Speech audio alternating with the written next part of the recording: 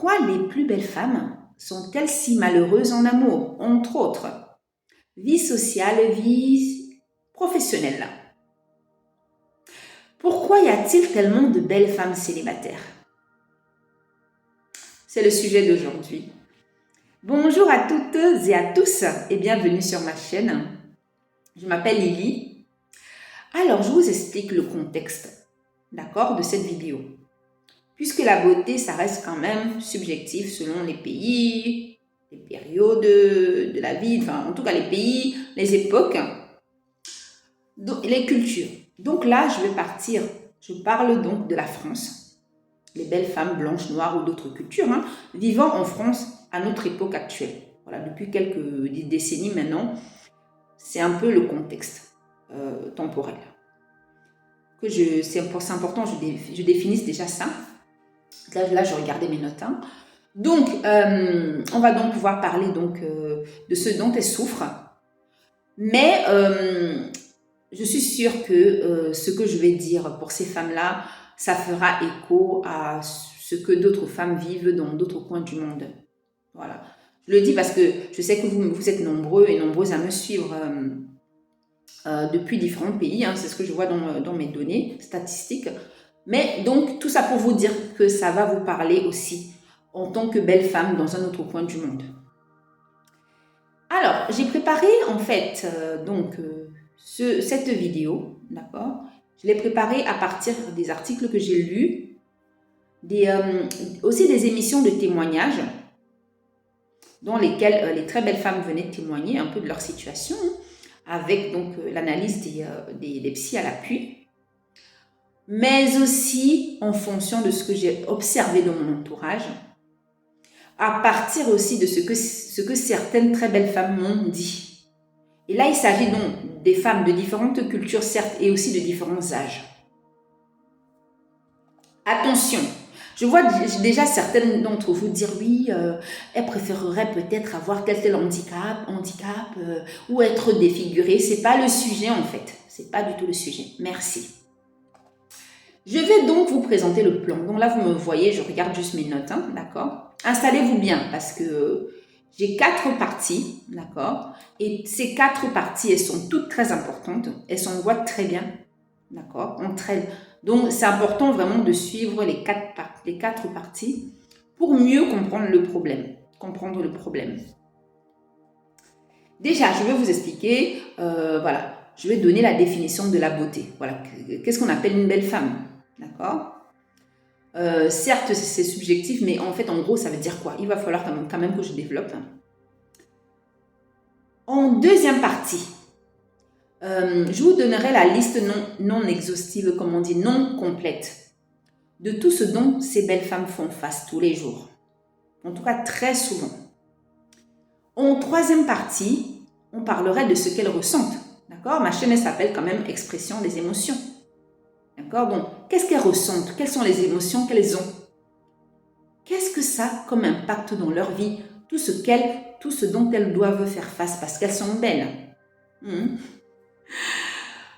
Et donc, en quatrième partie, on va tirer des conclusions de ces 3 parties. On aura aussi les avis des psys, d'accord? De nouveau, comme dans la partie 2 et 3, dans la partie 4, on a un avis général des psys. Et les psys donneront aussi un conseil à des femmes qui, elles, vivaient très bien leur beauté, malgré tous les problèmes à côté. Des femmes qui vivaient très bien leur beauté et qui ont l'impression qu'elles la perdent et qui en souffrent. Il y aura aussi un message pour elles. Voilà, et aussi quelques analyses, observations personnelles. Donc, on va commencer par définir la beauté. Alors, comme je disais, ça change bien sûr en fonction de l'époque et du pays. C'est-à-dire, dans un même pays, on peut voir les critères de beauté évoluer. Installez-vous bien parce que ça va être plus long que d'habitude, mais c'est la seule vidéo de la semaine, donc... voilà, donc ça compense. Donc, installez-vous bien. Il faut savoir que, pourquoi je disais donc que ça va changer aussi en fonction donc, des périodes, même dans un même pays. J'ai un exemple tout simple. J'ai passé une partie de mon enfance au Cameroun, l'autre en France. Et j'ai toujours du coup vécu en France, hein, avant de venir en Allemagne maintenant, voilà, il y a quelques années. Ce que j'ai observé quand j'étais petite, une enfant, en tant qu'enfant, c'est qu'en France déjà, être noir ou métisse, en fait, c'était pas dans les critères de beauté, en fait, hein. Avoir les lèvres pulpeuses, le postérieur bondi, ça faisait pas forcément de toi une très belle femme. D'ailleurs, quand je regardais la télé à cette époque-là, bah, voir des publicités en fait avec des femmes noires, je sais même pas si j'ai vu quoi. C'était surtout des femmes blanches, blondes, yeux bleus, qui nous faisaient des bonnes pubs. J'ai encore en tête une certaine top modèle, mais je donne pas le nom, mais c'était vraiment très clair. La beauté, c'était ça. Tu étais blanche avec des traits de femme blanche. Et petit à petit, les choses ont changé. Notamment par rapport au combat de certaines personnes, hein, j'entendais une top modèle américaine qui est très connue, qui disait que lorsqu'elle était top modèle, elle avait donc des copines de différentes cultures et que lorsque certains créateurs ne voulaient pas travailler avec elle, certaines de ses copines blanches disaient, bon, bah, nous, on ne va pas défiler pour tel créateur, bah, si notre copine noire, tel top modèle n'est pas là. Donc, il y a pas mal d'actions comme ça de différentes personnes qui ont fait évoluer les choses. Et petit à petit, bah, les choses ont changé. D'accord? À un point où, je me rappelle encore cette année, j'étais petite, à un point où en 2000, la Miss France 2000, je ne dirais pas qu'elle était noire, parce que certaines personnes vont dire première Miss noire, mais elle est moitié noire, moitié blanche. Et ça, c'était déjà quelque chose de très particulier. Et juste pour vous dire comment ça change. Et d'ailleurs, aujourd'hui, beaucoup de femmes maintenant se font gonfler les lèvres, mettre des prothèses au niveau du bas de leur corps. J'ose pas dire le mot parce que j'ai peur que ça soit censuré ma vidéo, qu'elle soit classée au mauvais endroit. Elles se mettent des prothèses pour avoir le bas du corps un peu plus large, avoir une silhouette qui ressemble à une silhouette africaine, quoi. Donc vous voyez déjà comment ça change. Et un autre exemple concret, là je vais donner l'exemple du Cameroun, hein, puisque j'ai grandi avec deux cultures, hein, camerounaise et française. Au Cameroun déjà, quand j'étais petite, d'ailleurs toujours de nos jours au Cameroun, plus une femme a la peau claire, mieux c'est. Donc, ce que j'ai vu longtemps, en fait, plus jeune en fait, hein, quand j'étais enfant, c'était donc plusieurs femmes se faisaient un peu décaper la peau avec des produits, des crèmes pour éclaircir la peau, donc paraître plus belle. Bon, les gens le savaient, c'était un peu, tabou, on n'en parlait pas, c'était un peu secret de polichinelle, tout le monde savait que telle femme se fait décaper la peau, ça se voit. Quand on est noir, on voit, on reconnaît, hein, par rapport à certaines choses. Mais bon, c'était pour passer pour une belle femme et à cette époque-là, ça choquait pas tant que ça. Puis petit à petit, les gens ont commencé à ouvrir les yeux sur les risques en fait pour la santé d'utiliser de tels produits. Et là, à partir du moment où certains combats ont commencé à être menés, aujourd'hui, je vois les choses différemment. Le peuple voit les choses différemment. Certes, avoir une peau claire, c'est aussi synonyme de beauté, mais de plus en plus, la femme à la couleur de peau ébène, comment dire, celle qui a la peau noire, en fait, elle est valorisée, hein. Quand on voit une personnalité publique afro avec sa peau noire et qu'on voit qu'elle ne la touche pas, elle est vraiment félicitée pour ça.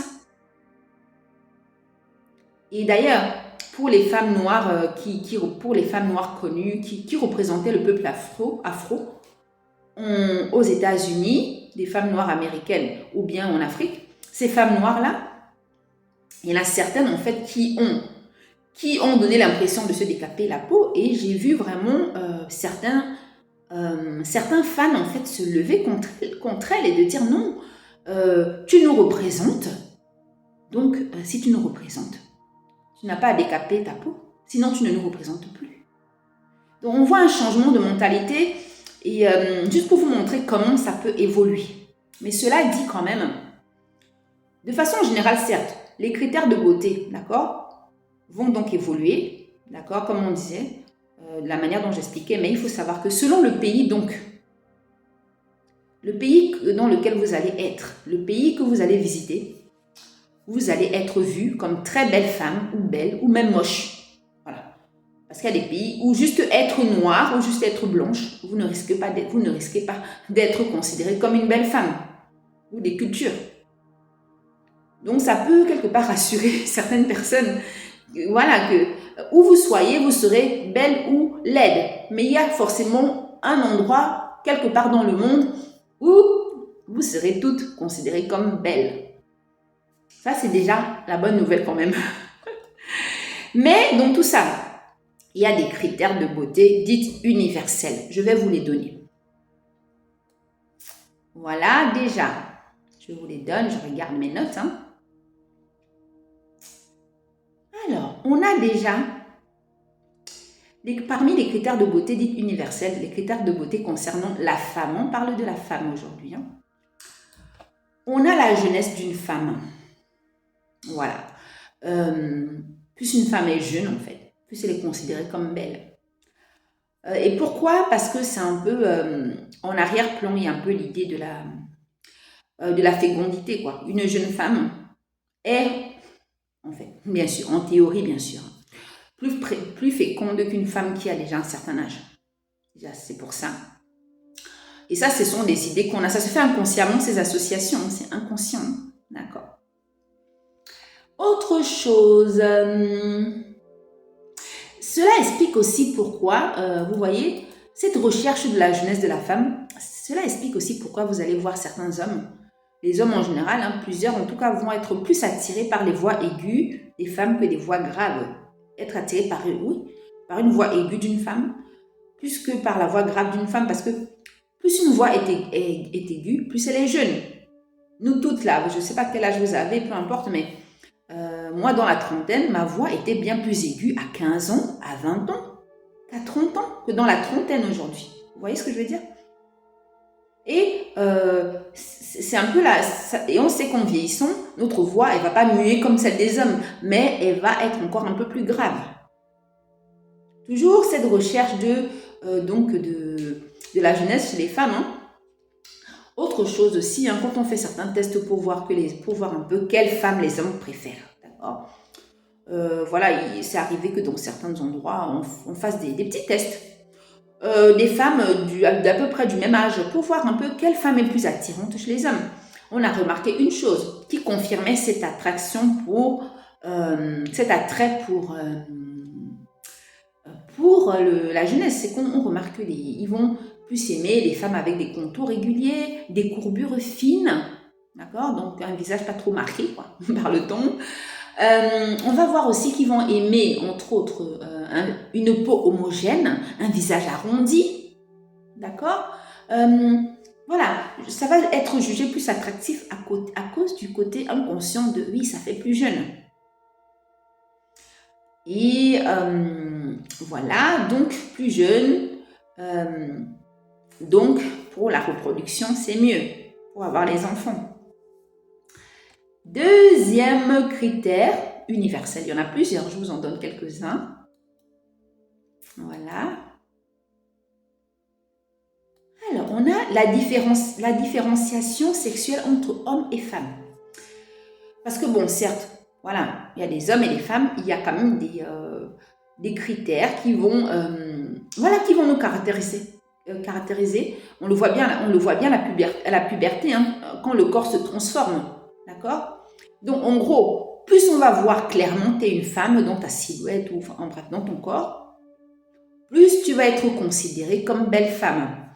On va donner par exemple tout ça. Alors, on peut donner un exemple tout simple. La poitrine. La poitrine, c'est vraiment un symbole féminin, quoi. Vous voyez, une femme, donc en gros, si tu as une poitrine et ta copine n'a pas de poitrine, de façon universelle, ton corps va être considéré plus féminin, quoi, parce que tu as une poitrine, d'accord. Il y a aussi le critère, toujours dans la différenciation homme-femme, il y a la pilosité, donc les poils, une pilosité rare. Les femmes étant en général moins poilues que les hommes, le fait d'avoir une pilosité rare, c'est plutôt bon, c'est plutôt bien pour être vue comme une belle femme. D'ailleurs, dans certains pays, plusieurs pays occidentaux, hein, on a la France par exemple, je peux citer, hein, les femmes s'épilent pour vraiment marquer cette différence homme-femme. D'accord?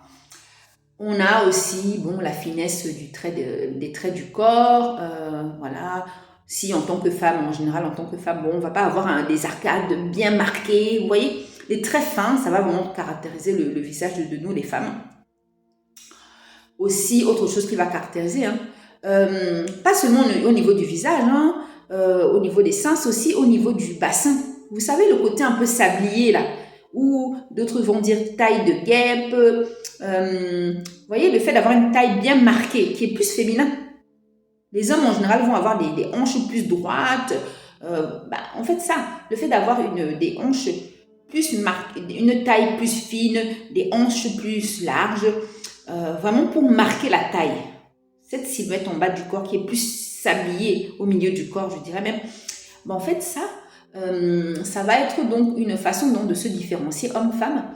Et le fait d'avoir cette silhouette, c'est plutôt synonyme de beauté sur le plan universel. Et pourquoi? Parce qu'il y a toujours en arrière-plan un peu ce côté un peu... ça va être synonyme de fertilité, aussi en arrière-plan aussi. Bon, si elle a une poitrine aussi, elle va pouvoir nourrir les enfants, quoi. Ensuite, autre chose, on va parler aussi de la minceur du corps ou des rondeurs du corps, comme, oui, minceur ou rondeur, comme critère universel. Pourquoi? Parce que dans les pays occidentaux, à l'inverse des pays dits sous-développés, le fait d'avoir, en fait, d'être fine, ça voudra dire que tu prends soin de toi. D'accord? Voilà. Mais dans les mêmes pays occidentaux, hein, à l'époque où c'était plus difficile de se nourrir, la femme fine, c'est pas elle qui était vue comme belle, quoi. Mais bon, actuellement, c'est comme ça. Dans les pays sous-développés, une femme plus enrobée, elle va être considérée, en général, ça va être mieux considéré ses rondeurs. Parce que on va dire que bon, elle a des réserves, d'accord, sûres, et c'est intéressant pour la reproduction. Vous voyez? Et voilà, donc en gros, vous verrez, souvent en Afrique noire, les rondeurs d'une femme ne sont pas aussi mal perçues qu'en Europe. Hein. Moi qui vis entre les deux peuples, avec deux pays, avec deux parents de cultures différentes, je le vois très bien. C'est pas du tout perçu pareil les rondeurs. C'est-à-dire que au Cameroun, par exemple, si tu es fine, tu n'es pas forcément considérée comme belle femme en fait. Hein. Et si tu es ronde, tu n'es pas de facto considérée comme laide. Hein. Or, en France, je me rappelle avoir vu une journaliste d'ailleurs qui expliquait une chose. Elle était un peu en surpoids. Elle n'était pas, enfin peut-être un peu obèse, mais elle était juste un peu en surpoids, au moins. Elle était sur une émission de télé, bon, elle était là en tant qu'intervenante. Bon. Elle expliquait quelque chose de très intéressant par rapport à cette histoire de... cette histoire donc de rondeur qui voilà, mal vue en France. Elle expliquait que certes, on tient compte de tout ce qui est discrimination ethnique, on essaie de faire en sorte que qu'il n'y ait pas que des blancs pour présenter le journal, etc. Mais que elle n'a jamais vu, en tout cas, elle n'a jamais vu sur la première chaîne française une femme blanche ronde présenter le journal. Et moi, ça m'a frappé ça. Et là, je me dis, mais je ne m'étais jamais rendu compte. Comme je regarde différentes télévisions du monde, je ne m'étais jamais rendu compte. Elle a dit oui. Elle, en tant que femme ronde, journaliste, elle sait qu'elle n'a aucune chance. C'est très compliqué. Elle se bat pour ça. Elle se dit, mais comment c'est possible qu'une femme ronde présenter le journal télévisé sur la première chaîne à 1 heure de grande audience, elle n'a jamais vu. Pour vous dire que les rondeurs ne sont pas vues comme quelque chose de beau, puisqu'en fait, vous savez qu'à la télé, c'est qu'en fait, à la télé, en fait, souvent, quand même, quand il s'agit de présenter une émission, l'apparence physique joue quand même beaucoup. Voilà. On va souvent prendre une femme qui est considérée comme belle pour attirer plus de monde. Maintenant, je vais vous citer un autre critère. Ça, c'est un quatrième critère aussi. Ça va être donc la symétrie du corps et du visage. D'accord. C'est en fait, c'est toujours signe de bonne santé. Voilà. Symétrie du corps et du visage. Puisque bon, on n'a pas tous en fait le visage à nous tous, hein, il n'est pas parfaitement symétrique. Hein. D'ailleurs, nous les femmes, on le remarque quand on se maquille, il n'est pas symétrique. Donc voilà, plus c'est symétrique, mieux c'est. Pas parfaitement symétrique, ça n'existe pas. D'ailleurs, j'ai vu des émissions où les hommes devaient déterminer quelle femme était la plus attirante et ils avaient fait dans ces tests quelque chose de bizarre. Ils ont mis un visage parfaitement symétrique fait à partir d'un ordinateur. Mais les hommes n'ont pas accroché. Hein. Pour vous dire qu'il faut quand même que ça soit naturel, mais le plus symétrique possible. Alors, bien sûr que je parle de beauté, on peut se poser la question, mais c'est quoi la différence entre jolie et belle? J'ai un peu fouillé, d'accord? J'ai trouvé 2 définitions. Alors, ce que j'ai trouvé déjà, c'est que en fait, apparemment, avant, d'accord, joli, ça voulait dire aussi joyeux, d'accord? Du coup, c'est resté dans l'esprit, dans l'inconscient collectif aussi, que le fait d'être joli, ça sous-entend aussi un côté un peu enjoué, c'est-à-dire un peu une certaine bonne humeur, un peu qui plaît. Aussi, le fait d'être joli, ça sous-entend aussi qu'on est dans nos manières très aimables, très charmantes. Vous voyez, c'est quand même quelque chose de charmant, en apparence. D'accord? C'est quelqu'un qui va être adorable. Admettons, quelqu'un fait quelque chose de sympa pour nous, on dit « Oh, t'es trop mignonne !» Voilà, c'est un peu ça, ce que ça voudrait dire aussi joli, ce côté mignon mais charmant. En apparence. Et belle, ça serait plus quelque chose de plus évident, mais plus, comment dire, plus évident. Par exemple, une femme qui va avoir un visage symétrique, vous voyez. Voilà. On peut distinguer déjà comme ça. Voilà déjà ce que j'ai trouvé. Dans cette définition-là, il disait que bon, donc être belle, ça va être plus naturel, mais être jolie, c'est plus, comment dire, c'est plus superficiel, quoi. C'est-à-dire que bon, même la celle qui est jolie, elle va par exemple bien s'habiller, se mettre en valeur pour paraître jolie. Il y a un effort qui est fait. Alors que la belle, elle paraît belle comme ça simplement. Voilà ce que j'ai trouvé déjà comme définition. Autre définition, j'ai trouvé aussi, c'est que jolie, c'est juste l'apparence. Ça veut dire jolie en apparence. L'apparence, pas l'intérieur, mais l'extérieur. Et belle, c'est intérieur et extérieur. D'accord? Intérieur et extérieur et intérieur, d'accord? C'est les deux. En gros, belle, c'est plus fort que jolie. Mais, pour mon travail aujourd'hui, pour cette vidéo, aujourd'hui, ça n'a pas d'importance pour moi parce que dans les 2 cas, on souligne donc l'apparence extérieure. Et c'est ce qui compte aujourd'hui. On parle de la souffrance, entre guillemets, des plus belles femmes, donc des plus belles femmes, des plus jolies filles, ou des plus jolies femmes, mais on parle des femmes les plus attirantes, considérées comme les plus désirables. C'est le sujet en gros, d'accord? Je voulais juste clarifier ça. Donc, on a déjà fini la première partie pour tout ce qui est donc définition.